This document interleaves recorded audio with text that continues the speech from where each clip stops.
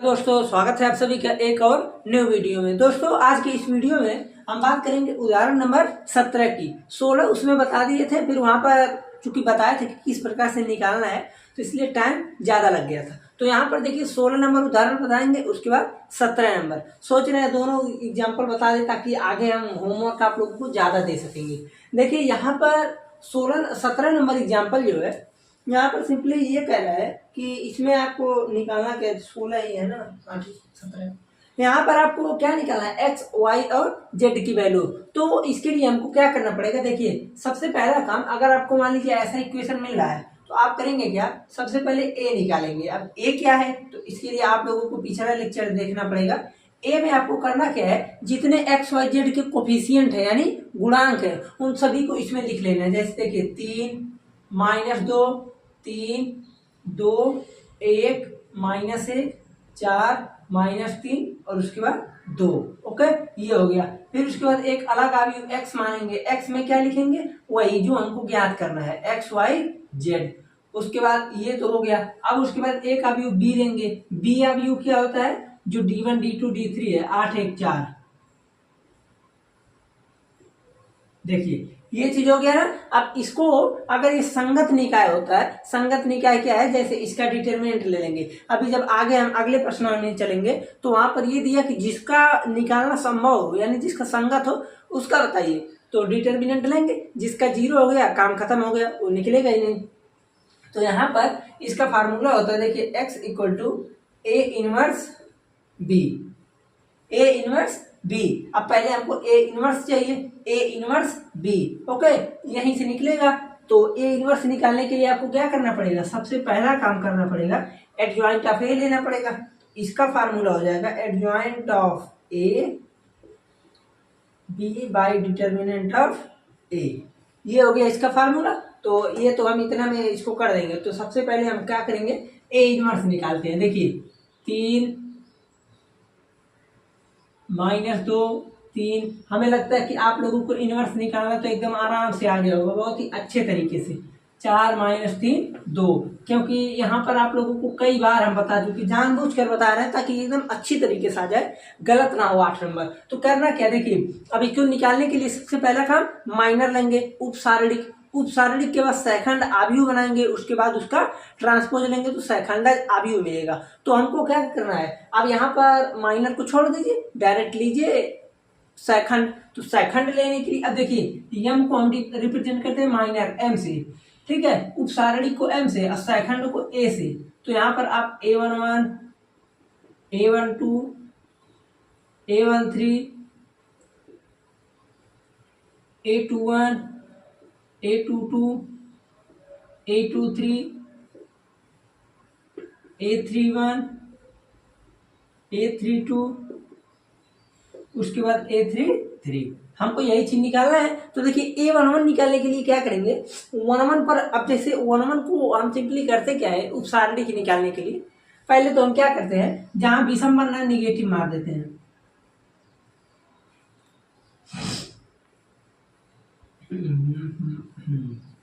1 2 ठीक है, ये चीज हो गया निगेटिव। अब निगेटिव क्यों बनना है, आप लोगों को पिछला लेक्चर देखना पड़ेगा, इसलिए अब इसमें डायरेक्टली आएंगे तो आप लोगों को कम समझ में आएगा। तो यहाँ पर देखिए निगेटिव लगा दिए, A11 निकालना है तो ये पहला रो और पहला कॉलम दोनों को छोड़ दीजिए, इसको छोड़े इसको छोड़े, तो 2 एकम 2 -3 तो -1। अब आप कहेंगे कि माइनस है तो -3 क्यों आया, भाई 2 को माइनस है तो प्लस हो गया, और तीसरा वाला फार्मूला के द्वारा माइनस होगा तो वहां से हो जाएगा माइनस, इसीलिए -1 आ गया। A12 देखिए इसको लेना है यहाँ से 2 2 है 4 -4 तो हो जाएगा 8 से 4 -4 तो हो जाएगा 4 + 4 8, और यहाँ पर माइनस है तो -8 हो गया। A13 इसको छोड़े इसको छोड़े, -6 -4 -10। उसके बाद A21 तो यहाँ पर गए, इसको छोड़े 2 2 है -4 और प्लस का 9 तो बचेगा कितना 5, -4 और प्लस का 9 5 बचेगा। A22 यहाँ छोड़े 2 3 6 4 3 12 तो 6 - 12 यानी -6। A23 देखिए यहाँ पर है, इसको छोड़े -9 और प्लस का 8, तो माइनस का 1 और माइनस माइनस मिलके हो जाएगा प्लस का 1। ओके, आप A31 पे आते हैं। देखिए इसको छोड़े इसको छोड़े, 2 1 2 -3 -1। A32 यहाँ पर ये -3 -6 -9 और माइनस माइनस मिलके +9। अब यहाँ पर A33 देखिए ये और ये 3 1 3 + 4 7। ये क्या चीज मिला? आप कहेंगे ये तो अभी सेकंड निकला है, तो हम पहले सेकंड आव्यूह बनाते हैं। तो यहाँ पर सेकंड आव्यूह जब जैसे ही बनेगा तो देखिए -1 -8 -10, उसके बाद -5 -6 1 -1 और 9 7। ये क्या बना? आप कहेंगे सेकंड आव्यूह बना। हमको क्या चाहिए? सेकंडक चाहिए, एडजॉइंट ऑफ ए। तो एडजॉइंट ऑफ ए के लिए इसी का ले लेते हैं हम ट्रांसपोज। तो लिख देंगे का परिवर्त लिखेंगे तो यहाँ पर लिख देंगे एडजॉइंट ऑफ ए। तो एडजॉइंट ऑफ ए जैसे ही हम लेंगे तो क्या चीज मिलेगा? देखिए -1 -8 -10 -5 -6 1 -1 9 7। ओके, ये चीज हमारा मिल गया एडजॉइंट ऑफ ए। अब हमको चाहिए डिटर्मिनेंट ऑफ ए। तो डिटर्मिनेंट ऑफ ए निकालने के लिए वही किसी के सापेक्ष प्रसारित कर दीजिए, लेकिन प्रसारित भी ना करना पड़े तो इसके लिए मैं आपको एक फार्मूला बताया था। Determinant of A equal to क्या होता है? आप कहेंगे कि A11 A11 A12 A12 A13 A13। ये देखिए सेकंड को लगा दीजिए और इनटू कर दीजिए उसी के कॉरेस्पॉन्डिंग एलिमेंट को। तो जैसे A11 कितना है? आप कहेंगे A11 है 3 इंटू A11 कितना है? -1 प्लस A12 कितना है? आप कहेंगे -2 इंटू A12 कितना है? -8 प्लस A13 कितना है? यहाँ पर देखिए -10 गुना A13 कितना है? 3। तो यहाँ से कितना है? देखिए -3 प्लस का 16 माइनस का 30, कितना बचेगा? आप कहेंगे 3 -33, यहाँ पर है 16, तो 16 16 32 माइनस का 17 बचेगा, -17। अब हम इसी फार्मूले में पुट कर देते हैं। तो इसी फार्मूले में जैसे ही पुट करेंगे तो यहाँ पर देखिए x बराबर adjoint of a into B. तो एडजॉइंट ऑफ a -1 -5 -1 -8 -6 9 -10 1 7। ये हो गया adjoint of A. Okay, into B का मान कहाँ गया? 8 1 4 बी, और इक्वल टू -1/17। ये कहाँ से आया? आप कहेंगे ये रखा है डिटर्मिनेंट ऑफ ए। अब इसको जब आप मल्टीप्लाई करेंगे एकदम अच्छी तरीके से तो देखिए -1/17। अब बचेगा क्या? इसको समझिए, दिख रहा है कि नहीं? पहले एक बार देख लेना, नहीं तो भी हाँ दिख रहा है। तो यहाँ पर देखिए अब इसके बाद क्या होगा? देखिए -8 -5 13 और -4 तो आएगा -17। ओके, यहाँ पर देखिए -64 -6 तो -70 और 9 4 36, 70 में से 36 घटाएंगे तो -34 बचेगा। ठीक, और जब इसको सॉल्व करेंगे तो -80 1 7 4 28 29, तो बचना चाहिए -51। ठीक है, ये चीज बच गया। ओके, अब जब इसका माइनस का मल्टीप्लाई करेंगे इसमें तो सब कुछ को ये कर देगा पॉजिटिव। ओके, और 17 से जब ये काटे सभी को काटेगा तो बचेगा देखिए 1 2 3 1 2 3। ओके, ये चीज बचा। और यहाँ पर इस x आव्यूह जो था, अब ये आ गया ना, देखिए 1 2 3। अब x आव्यूह कितना है? आप कहेंगे XYZ इक्वल टू 1 2 3। इस प्रकार से है। तो यहाँ से हम लिख देंगे कि अतः x बराबर 1 y बराबर 2 z बराबर 3। देख रहे हैं ना कितनी आसानी से हो गया।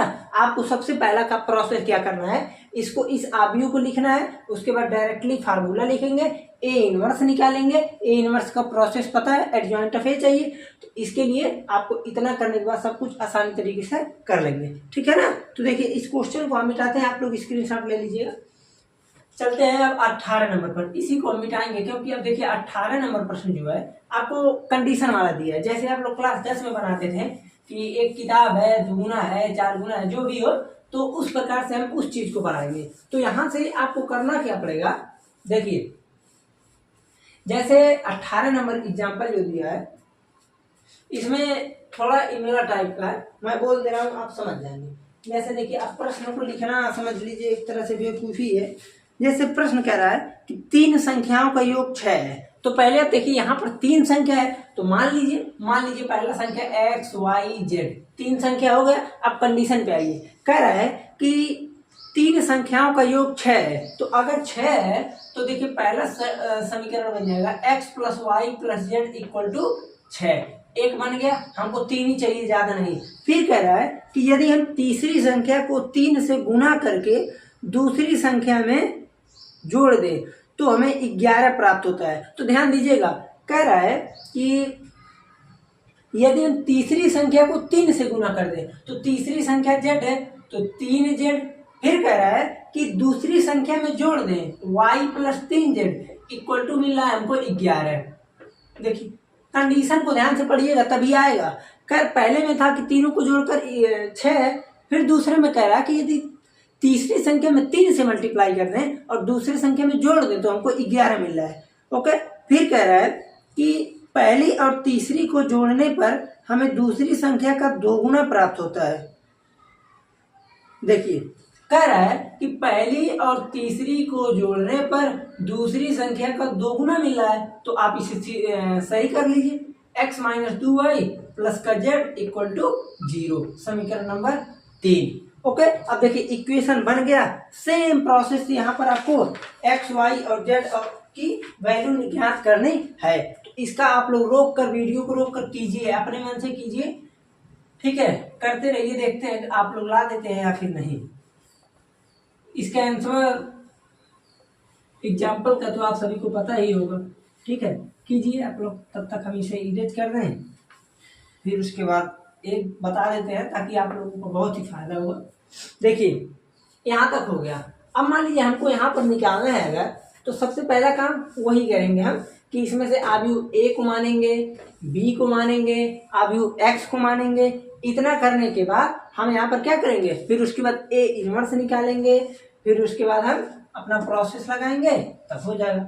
जैसे देखिए यहाँ पर क्या करेंगे आप, आव्यूह a मानेंगे, मान सकते हैं माना आव्यूह a = देखिए सभी का आपको कोफिशिएंट लिखना है, तो इसका 1 1 1 है तो 1 1 1, इसका x के जगह 0, y के जगह 1, z के जगह 3, यहाँ पर x के जगह 1, y के जगह -2, z के जगह 1। x का मान तो वही है, इसमें कुछ है ही नहीं, x y z। b का मान अलबत्त का चेंज हुआ है, यहाँ पर b का मान में थोड़ा सा चेंजिंग है, 6 11 0 मिलेगा आपको, 0 है यहाँ। अब सेम प्रोसेस के द्वारा a इनवर्स b निकालिए, जैसे फार्मूला में लगाइए a इनवर्स b। अब a इनवर्स का मतलब होता है adjoint of a into determinant of a। Okay, और डिटर्मिनेंट a का फार्मूला तो आपको पता ही है, a11 into a11, a12 into a12, a13 into a13। Okay, ये आ गया। फिर हम अपना काम करेंगे, a inverse adjoint of a निकालेंगे। तो एडजॉइंट ऑफ a निकालने के लिए a आव्यूह का, जैसे 1 1 3 0 1 3 1 -2 1। ओके, इसी का अब हम निकालेंगे a इनवर्स। तो a इनवर्स का प्रोसेस थोड़ा लंबा है मान है, लेकिन बहुत आसान है। हम सबसे पहले क्या करेंगे, सेकंड निकालेंगे, a11 a12 a13 a21 a22 a23 a31 a32 a33।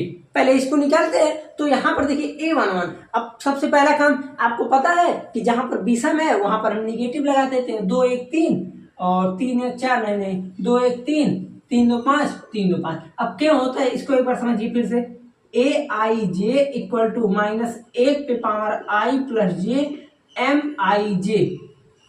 MIJ निकालने के बाद यहाँ पर जैसे ही आप विषम रखेंगे 1 + 2 3 हो रहा है ना, तो जैसे विषम संख्या होगा ये कर देगा निगेटिव, तो इसीलिए MIJ जो आएगा वो निगेटिव आएगा। तो MIJ क्या है? उपसारणिक। उपसारणिक कैसे निकलता है? जैसे निकाल रहे हैं वही उपसारणिक है। तो देखिए इसको आप इरेज करते हैं, यहीं से निगेटिव आता है, इसको समझ लीजिए। जैसे यहाँ पर A11 की बात हो रही है, तो देखिए इसको यहाँ से हटाएंगे, इसको यहाँ से हटाएंगे, तो क्या बचेगा? यही बचेगा। तो 1 कम 1, 3 दूना 6, तो 1 + 6 7।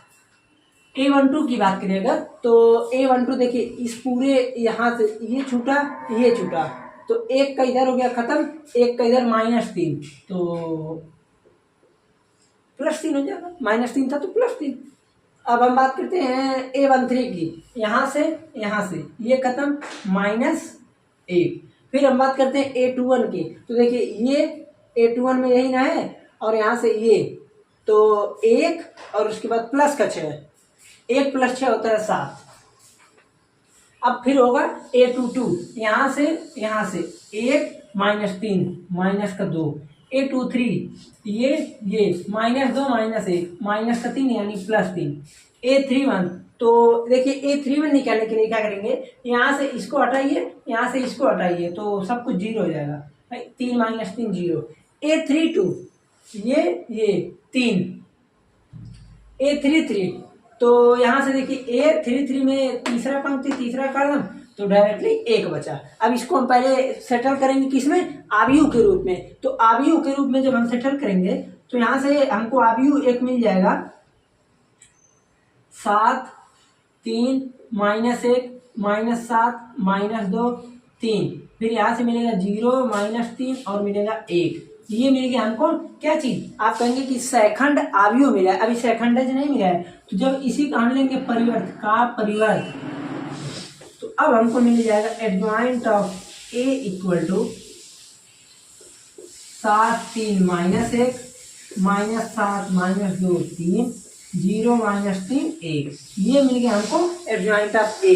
अगर हमको डिटर्मिनेंट ऑफ A चाहिए, आपको पता होगा क्या करना पड़ेगा हमको, वही फिर फार्मूला लिखेंगे, A11 A11 A12 A12 A13 A13। ये कैसे आता है, इसका हम फार्मूला का डिराइव करवाए किसी दूसरे या तीसरे लेक्चर में होगा, वहां पर जहाँ सारे हम बता रहे थे वही बताए हैं। ठीक, A11 कितना है? आप कहेंगे 1, A11 कितना है? 7, A12 1, A12 3, A13 3 और A13 -1, तो 7 बच गया, 3 + 1 खत्म, 7 आ गया। ठीक है, तो अब इसे पुट कर देते हैं, यहाँ से पुट करेंगे इसको। देखिए एडजॉइंट ऑफ A, तो सारणी को लिखिए 7 - 7 0, 3 - 2 -3 -1 3 1, ये आ गया, और यहाँ से 1/7 आ गया। B आव्यूह 6 11 0 है, ये आ गया। इसी को मल्टीप्लाई कीजिए, आ जाएगा।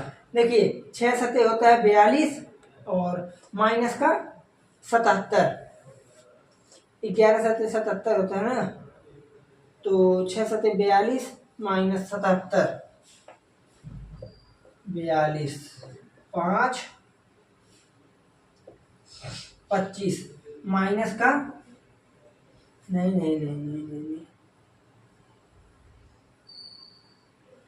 ठीक है, तो यहाँ से आ गया -25। यहाँ से देखिए 3 छक 18, उसके बाद 11 दूना 22, तो 18 - 22 बचेगा -4। फिर उसके बाद यहाँ पर जब नीचे वाले का करेंगे तो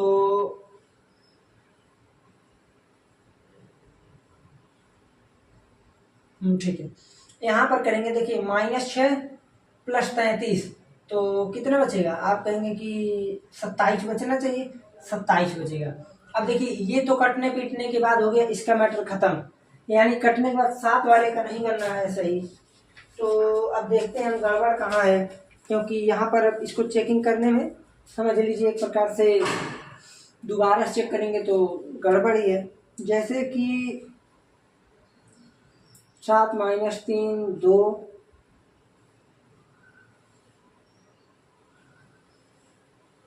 एडजॉइंट ऑफ ए में, अब देखिए इसको अगर गलत हुआ तो इसको हम चेक करते हैं, ठीक है, कहाँ गड़बड़ हुआ है। जैसे देखिए ये आव्यूह था अपना, आव्यूह तो सही ही बना है, ठीक है, एक एक एक, देखिए एक थोड़ा सा गड़बड़ हो गया, ठीक है, गड़बड़ एक ही अंक का केवल हुआ है। एक गड़बड़ ये हो गया, अभी को ध्यान में आ रहा है, यहाँ पर हम एक एक एक ही लिखे थे, लेकिन यहाँ पर एक एक 3 लिख दिए हैं, ठीक है। तो अब यहाँ पर अगर हम एक एक एक करें फिर से, तो हमको सब कुछ चेंज करना पड़ेगा। ओके, तो देखिए एक एक एक हुआ, तो अब इसको आप लोग जो है ट्रांसफर करके कर लीजिएगा, इसका आंसर 1 2 3 आएगा, ठीक है। मैं पहले ही बता रहा हूँ, अगर यहाँ पर कहीं भी इसमें थोड़ा सा भी गलती होता है तो पूरा पूरा आंसर सब गलत हो जाएगा। तो यहाँ पर देखिए एक एक एक रहेगा, यहाँ पर अभी सही लिखे थे लेकिन यहाँ पर गलत हो गया। अब इसको सही करेंगे, बताएंगे, उससे बेहतर ये है कि हम कोई दूसरा प्रश्नावली का प्रश्न बता दें, ठीक है ना। तो देखिए इसको आप लोग सही कर लीजिएगा। हम चलते हैं प्रश्नावली 4.5 पे। अब देखिए 4.5 में 16 प्रश्न है, तो आप लोग पहले ध्यान से समझिए। 16 प्रश्न में सभी प्रश्नों में डिक्टो फोटोकॉपी सब कुछ उसी में वही निकालना है, A inverse X Y Z सब कुछ। अब देखिए 4.5 में जैसे ही हम एंट्री करेंगे तो हमको 1 से लेकर के 6 प्रश्न तो कह रहा है कि सभी निकायों को संगत अथवा असंगत हल बताइए। अब देखिए करना क्या है आपको, अगर संगत है तो जाहिर सी बात है उसके कुछ क्या निकलेंगे, मान निकलेंगे, कुछ हल निकलेगा। अगर संगत है तो हम डिटर्मिनेंट ऑफ ए निकालेंगे। अगर डिटर्मिनेंट ऑफ ए 0 हो गया तो समझ लीजिए खत्म, उसका वैल्यू नहीं निकलेगा। अगर डिटर्मिनेंट ऑफ ए की वैल्यू 0 नहीं है तो समझ लीजिए कुछ ना कुछ निकलेगा, ठीक है। तो यहाँ पर देखिए प्रश्नावली 4.5 में पूरे का पूरा प्रश्न आप लोग कर सकते हैं, लेकिन हम करते क्या, कुछ प्रश्नों को बता देते हैं। जैसे चलिए पहले को ही हम लेकर चलते हैं। पहला प्रश्न कह रहा है कि निम्नलिखित प्रश्नों में दी गई समीकरण निकायों को संगत अथवा असंगत के रूप में वर्गीकृत कीजिए। संगत असंगत में वर्गीकृत करना है, आपको कुछ निकालना ही नहीं है, वैल्यू नहीं निकालना है, केवल संगत असंगत में आपको वर्गीकृत करना है। अगर मान लीजिए संगत असंगत में करना है तो x + 2y = 2, 2x + 3y = 3। Okay, हमको अगर इसको संगत में बदलना है, क्या करेंगे, सबसे पहला काम ए आव्यूह बनाएंगे आप लोग। देखिए 1 2 2 3 ये बन गया ए, एक्स बनाएंगे आप लोग एक्स वाई, बी बनाएंगे आप लोग क्या चीज 2 3 ये बन गया बी आव्यूह। ओके, अब आपको क्या करना है, डिटर्मिनेंट ऑफ ए निकाल लेना है, प्रत्येक बार डिटर्मिनेंट ऑफ ए निकाल लेना है। अब देखिए अगर डिटर्मिनेंट, जैसे पहले सुनिए, यहाँ पर फार्मूला क्या होता है, x = a inverse b। Okay, a inverse का मतलब होता है एडजॉइंट ऑफ a और b हो गया अपॉन डिटर्मिनेंट ऑफ a। अगर डिटर्मिनेंट ऑफ a 0 हो गया तो हम कहेंगे खत्म, ये निकलेगा ही नहीं। और जब किसी चीज का वैल्यू नहीं निकलता है तो उसे बोलते हैं हम असंगत। ओके, और अगर डिटर्मिनेंट ऑफ a की वैल्यू 0 नहीं है तो उसे बोल देते हैं संगत। तो 1 से लेकर 6 प्रश्नों में इसी तरह आप लोग वर्गीकृत करके आप डिटर्मिनेंट निकाल लीजिएगा। अगर 0 तो असंगत, और अगर 0 नहीं है तो फिर संगत, वैल्यू नहीं निकालना है। तो जैसे यहाँ पर हम डिटर्मिनेंट ऑफ ए निकालते हैं अगर, तो 3 - 4 -1 आया, लिख देंगे आप डिटर्मिनेंट ऑफ ए बराबर नहीं है 0, या फिर -1 बराबर नहीं है 0, इसलिए ये क्या चीज है, संगत है। ओके, इस प्रकार से हो गया। एक प्रश्न और ले लेते हैं, जैसे हम 6 नंबर पर प्रश्न चलते हैं। जो छूट रहा है होमवर्क है, समझ लीजिएगा, वैसे भी मैं जो बता दे रहा हूँ उसको भी आप लोगों को पूरा कर लेना चाहिए, ठीक है। चलिए एक प्रश्न और बता दें। देखिए 6 नंबर कह रहा है 5x - y + 4z = 5। फिर कह रहा है कि 2x + 3y + 5z = 2, 5x - 2y + 6z = -1। ये चीज आ गया। यहाँ पर आपको क्या करना है, वही संगत असंगत बताना है। तो करेंगे क्या, पहले आव्यूह ए बनाएंगे। ए आव्यूह बनाएंगे जैसे ही, डिटर्मिनेंट कहाँ बन गए, तो यहाँ पर देखिए 5 - 1 4, 2 3 5, 5 - 2 6, ये चीज बन गया। अब इसी का डिटर्मिनेंट ले लीजिए, 5 18 प्लस 5 18 प्लस 10 6 त्रिक 18 प्लस 10 तो कितना हो जाएगा 28 और माइनस माइनस 1 तो प्लस 1 6 दूनी 12 माइनस 25 तो माइनस का 13 प्लस का 4 तो 2 दूना -4 -15 -19 तो यहाँ से 28 बचे 140 होता है -13 -76। देखिए कुछ भी है जीरो के बराबर नहीं आ रहा है तो ए क्या है संगत है। ठीक है, जीरो के बराबर आ जाएगा तो असंगत है। अब देखिए आप लोगों का प्रश्नावली 4.5 में 6 प्रश्न तक हो गया। अब उसके बाद जब हम चलते हैं 7 नंबर प्रश्न से, तो देखिए 7 नंबर प्रश्न से 14 नंबर प्रश्न तक पूरे में केवल और केवल XYZ 7 से लेकर 14 में XYZ की वैल्यू आप लोगों को ज्ञात करनी है। हमें जहां तक उम्मीद है कि आप सभी लोग आराम से कर लेंगे। एकदम धीरे धीरे कीजिएगा, ये नहीं है कि डायरेक्टली एकदम तेज ही कीजिएगा, धीरे धीरे करेंगे अपने आप स्पीड पकड़ लेंगे। जैसे ही आप लोगों को एकदम ज्ञात हो जाएगा हाँ ऐसे ऐसे ऐसे करना है तो वहां पर आप सभी लोग आराम से कर लेंगे। ठीक है, शुरू में थोड़ा टाइम लगेगा क्योंकि शुरू में हमको समझना पड़ेगा ना एक एक प्रोसेस, क्या निकालना है, क्यों निकालना है, कैसे निकालना है। ठीक है, और उसके बाद देखिए अब उसके बाद आपको मिल रहा है 15 नंबर और 16 नंबर। कल के प्रश्न में, कल में जैसे हम क्या करेंगे, कल के लेक्चर में देखिए भले ही हम आप लोगों को 7 से 14 होमवर्क दे दिए हैं, लेकिन मेरा कोशिश ये रहेगा कि 7 से 14 में कम से कम 1-2 प्रश्नों को और बता दें। ठीक है, उसके बाद 15 बता दें, 16 बता दें। ये 3 बताने को वैसे आप लोग पूरा कर लेंगे, पूरा चाहे तो पूरा कर सकते हैं, पूरा उतना बता देंगे। उसके बाद विविध उदाहरण भी उसी में खत्म कर देंगे। तो यानी एक लेक्चर में ये पूरा इधर का मैटर, उसके बाद विविध प्रश्नावली में 9 से 10 प्रश्न है तो विविध प्रश्नावली का एक लेक्चर इसको लेंगे, 9 प्रश्न है तो एक लेक्चर इसमें, यानी 2 लेक्चर में आपका खत्म। कल संडे है लेकिन कोशिश करेंगे कि कल भी एक लेक्चर आ जाए क्योंकि 2 दिन बीच में गैप हो गया था। ठीक है, तो आज के लेक्चर यहीं पर चलते हैं, मिलते हैं फिर अगले लेक्चर में। चैनल पर बने रहिए, चैनल को ज़्यादा से ज़्यादा लोगों तक शेयर कीजिए और उसके बाद लाइक भी कीजिए। जो समझते हो कमेंट में जरूर बताइए।